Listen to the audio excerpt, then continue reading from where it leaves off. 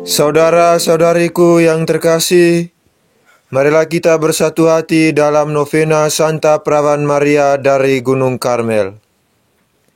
Dalam nama Bapa dan Putra dan Roh Kudus. Amin.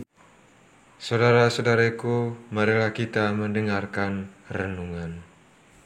Saudara-saudari, putra-putri Maria dari Gunung Karmel yang terkasih. Salam jumpa pada sore hari ini. Kita telah memasuki novena kepada Bunda Maria Gunung Karmel hari ke-9. Tema sore hari ini kita renungkan adalah Maria dalam hidup para Karmelit. Jika berbicara tentang peran Maria dalam hidup para Karmelit, ada banyak hal perlu dibahas. Namun, mengingat batas waktu, saya memberikan 3 hal mengenai peran Bunda Maria dalam hidup para Karmelit zaman sekarang ini. Yang pertama, Maria sebagai bunda bagi para Karmelit.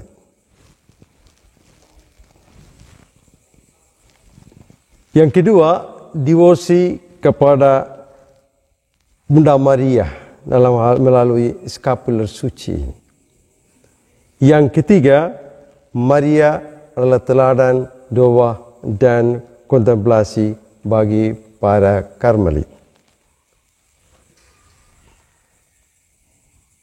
Maria sebagai Bunda Karmel memang sudah dibahas. Para pendahulu saya telah membawa renungan yang telah membahas tentang peran Bunda Maria dan sebagai Bunda Maria, Bunda Karmel, dan devosi kepada Bunda Maria dari Gunung Karmel melalui skapuler suci. Maka saya pada hari ini ingin berbicara dan menegaskan poin yang ketiga, yaitu Maria sebagai teladan doa dan kontemplasi. Zaman sekarang, jika kita berbicara tentang doa dan kontemplasi, reaksi atau tanggapan yang pertama muncul baik dari kaum hidup bakti maupun awam adalah, wah, itu sangat berat. Siapakah bisa berdoa dan bermeditasi berjam-jam? 5 menit saja sudah mengantuk dan pikiran kita melayang-layang.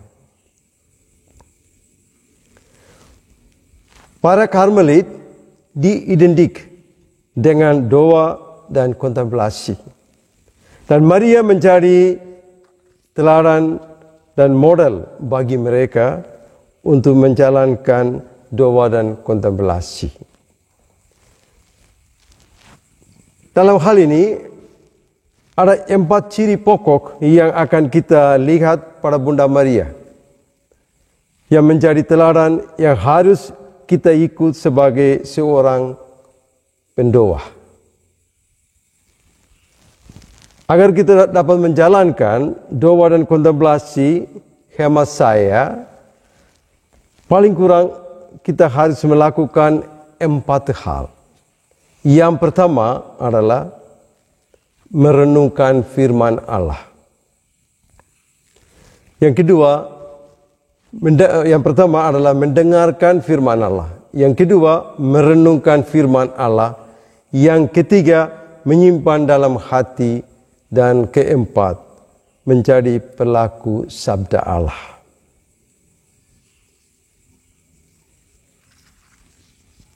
Orang yang kontemplatif adalah orang yang siap mendengarkan sabda Allah dan merenung siang dan malam dan merenungkan segala peristiwa yang dialaminya dalam terang iman dan menyimpan dalam hatinya. Dahulu istilah kontemplatif lebih dibandingkan dengan istilah aktif dan kontemplatif. Yaitu orang yang aktif dan kontemplatif. Dalam tradisi gereja, aktif dan kontemplatif tidak dikaitkan dengan cara hidup biarawan dan biarawati tertentu, tetapi lebih dikaitkan dengan perkembangan iman seseorang. Orang kontemplatif yang hidup imannya makin mendalam, ia makin meresapkan sabda Allah, mengenal Allah serta mengalami kasih-Nya. Dan juga dia berbagi berkat kepada sesama saudara. Kontemplatif artinya bukan hanya terkurung dalam biara dan 24 jam berdoa. Itu pengertian yang salah. Namun, pada permulaan istilah kontemplatif dikaitkan dengan perkembangan rohani seseorang, misalnya suster-suster Karmelit OCD yang disebut kontemplatif, mempunyai hidup iman yang mendalam dan melihat segala sesuatu dalam terang iman. Tidak hanya para religius, seorang awam pun dapat menjadi seorang kontemplatif. Demikian juga dengan Bunda Maria. Walaupun dia tidak mengikuti mempunyai klausura seperti suster-suster kontemplatif yang hidup. Dan dia tidak pernah hidup dalam biara. Namun Bunda Maria disebut orang kontemplatif. Kenapa? Dia selalu mendengarkan dan merenungkan, menyimpan sabda Allah dalam hidupnya dan menjadi pelaku sabda Allah. Ia melihat segala sesuatu dalam terang iman. Ia terus-menerus melaksanakan kehendak Allah daripada kehendaknya sendiri. Dia menjadi pelaku sabda Allah dengan melayani sesama. Maka kita lihat setelah dia mendengar bahwa setelah dia mengandung Yesus dalam rahim dan dalam hatinya, dia bergesa-gesa pergi ke gunung pegunungan untuk melayani Elisabeth saudarinya. Itu menunjukkan dia menjadi pelaku sabda Allah. Dia menyimpan dan hasilnya adalah dia melayani sesama. Dan karena peresapan sabda yang terus menerus, Maria dapat mengenal dan melihat segala peristiwa yang dialaminya dalam terang iman, serta dapat mengenali kehadiran Tuhan dalam setiap perkara yang dialaminya. Pada zaman sekarang kita dibentuk dalam sebuah lingkungan di mana keributan dan suara besar menjadi normal, dan jika tidak ramai kita merasa kehilangan arah. Di mana-mana ramai terus. Walaupun senang hidup dalam ramai, akhirnya mereka merasa kesepian dan kekosongan dalam hidup. Orang mencari kesenangan menikmati hidupnya, akhirnya mereka selalu merasa kekosongan. Karena mereka tidak mendengarkan sabda Allah, merenungkannya dan menyimpan dalam hatinya. Mereka ikut ramai-ramai terus. Akibatnya mereka hidup dalam stres dan sampai ada yang menghabiskan nyawa. Disitulah peran para Karmelit, baik orang yang hidup bakti maupun Karmelit awam, agar dapat memberikan ketenangan batin, sukacita dan kegembiraan dalam hidup manusia modern ini. Saudara-saudari yang terkasih, pada kesempatan ini saya mengajak kita semua untuk mengikuti teladan Bunda Maria dari Gunung Karmel yang menjadi kontemplatif dengan mendengarkan firman Tuhan, merenungkan firman Tuhan, menyimpan dalam hati dan menjadi pelaku sabda Allah.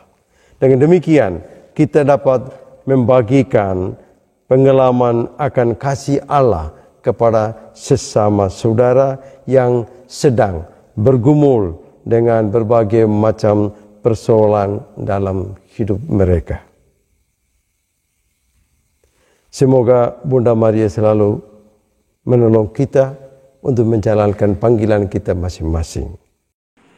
Mari kita lanjutkan dengan doa novena. Novena Santa Perawan Maria dari Gunung Karmel, hari ke-9. O Maria, keindahan Karmel, jadikanlah kami layak dalam perlindungan-Mu.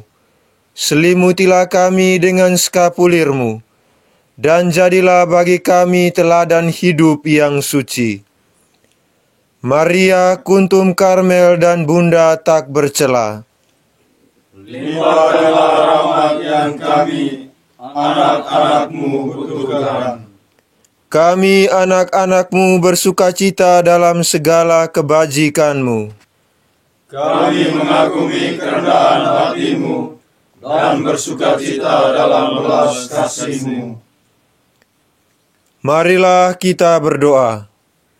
Saudara-saudariku yang terkasih, marilah kita mempersembahkan intensi pribadi kita masing-masing, intensi komunitas kita, dan juga wujud serta intensi dari keluarga kita masing-masing. Mari kita hening sejenak. Bunda Maria yang termulia, Ratu Karmel, Bunda Allah dan Bunda para pendosa yang malang, pelindung sejati bagi mereka yang mengenakan skapulir suci, kami mohon kepadamu, semoga oleh kemuliaan yang Engkau terima sebagai Bunda Putra Allah, perolehlah juga bagi kami rahmat pengampunan dosa, pembaruan hidup, penghiburan dalam derita, dan khususnya permohonan yang kami butuhkan dalam doa ini. Jika semuanya ini Sesuai dengan kehendak Putra-Mu yang hidup dan memerintah selama-lamanya. Amin. Bapa kami yang ada di surga, dimuliakanlah nama-Mu. Datanglah kerajaan-Mu, jadilah kehendak-Mu, di atas bumi seperti di dalam surga. Berilah kami rezeki pada hari ini, dan ampunilah kesalahan kami, Seperti kami pun mengampuni yang bersalah kepada kami. Dan janganlah masukkan kami ke dalam pencobaan, tetapi bebaskanlah kami dari yang jahat. Amin. Salam Maria, penuh rahmat, Tuhan sertamu. Terpujilah engkau di antara wanita, dan terpujilah buah tubuhmu, Yesus. Santa Maria, Bunda Allah, doakanlah kami yang berdosa ini, sekarang dan pada waktu kami mati. Amin. Kemuliaan kepada Bapa dan Putra dan Roh Kudus. Seperti pada permulaan, sekarang, selalu, dan sepanjang segala abad. Amin. Dalam nama Bapa dan Putra dan Roh Kudus. Amin.